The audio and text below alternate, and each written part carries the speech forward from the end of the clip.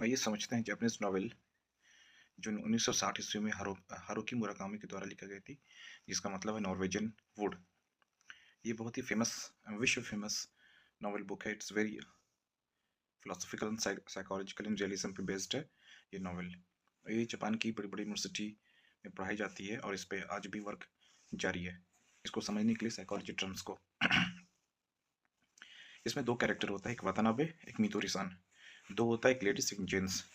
Watanabe सान जो है यूनिवर्सिटी के समय में वो किसी लेडी के प्यार में पड़ जाता है और बाद में उसका ब्रेकअप होता है और वो लोनलीनेस महसूस करता है। इंस्टेड ऑफ कि वो सभी लोगों के बीच में रहता है, उसके बावजूद भी उसको अकेलापन महसूस होता है। फ्रस्ट्रेशन, डिप्रेशंस एंड और ये सुसाइडल थॉट उसको आता है।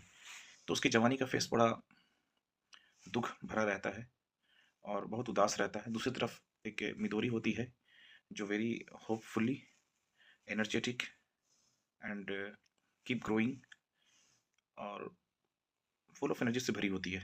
ठीक है, तो ये बात तो हमें समझ में आती है। दो कैरेक्टर, जिसका दो कैरेक्टर हम लोगों ने डिफाइन किया। अब हम इसे कन्वे करते हैं, मैसेज क्या है इसमें, इस बुक्स में। मैसेज क्या राइटर ये कहना क्या चाहता है through this book, through this story. किसका कहना है कि जो स्ट्रगल है इंसान का यूनिवर्सल है ज़िंदगी में। लाइफ में जो भी स्ट्रगल है, जो भी कन्फ्यूज़न है या किसी तरीके से मेंटल हेल्थ है, तो ये यूनिवर्सल है, ये होगा। और इसमें कभी इंसान को होप, उम्मीद, निराश नहीं होना चाहिए और इससे ओवरकम किया जा सकता है किसी भी परेशानी से। जब आपको तकलीफ है, अगर some people are facing loneliness, confusion, mental health challenges, तो ये इमोशंस को दिखाता है। लेकिन कभी इसमें हारना नहीं चाहिए, नेवर एवर। सो दूसरा है कि लाइफ को इमोशनली बैलेंस कैसे करके चले। तो इससे समझ में आता है कि अगर लाइफ आप मेंटल हेल्थ या किसी भी चीज़ों से जूझ रहे हैं, तो उसमें क्या है कि नेचर से कनेक्ट हो, नेचर के बीच में रहें और एनिमल सर्विंग करें, ताकि इससे बॉडी में, माइंड में बिहेवियर चेंजेस होता है। जो आपकी फीलिंग है वो इनवैलिड है, वो वैलिड है, वो वैसा ही रहेगा। समय के साथ माइंड का स्विंग करना भी समय के साथ साथ माइंड भी स्विंग करता है। तो जैसा फील करते हैं उससे इंसान का वैलिड रीज़न है।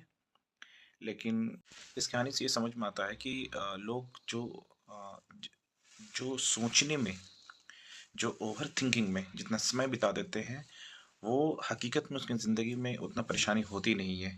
पीपल्स सफ़र इन मोर इमेजिनेशंस देन रियल वर्ल्ड। तो लोग जो है इमेजिनेशंस में कल्पना करके सफ़र ज़्यादा होते हैं, जो कि उनकी परेशानी हकीकत में नहीं होती। उस समय सोच कर लोग सफ़र करते हैं मेंटल हेल्थ चैलेंजेस से।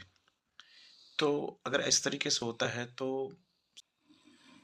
कोशिश ये है कि over thinking is not good, imaginations not good, और बी प्रैक्टिकल, बी एनर्जेटिक